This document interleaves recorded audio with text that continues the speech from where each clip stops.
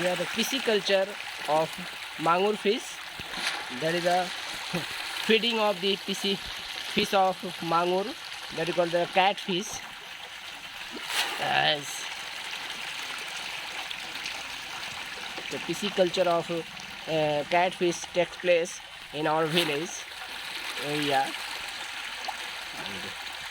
These are the feeding method, and each and every fishes attack on each other for feeding.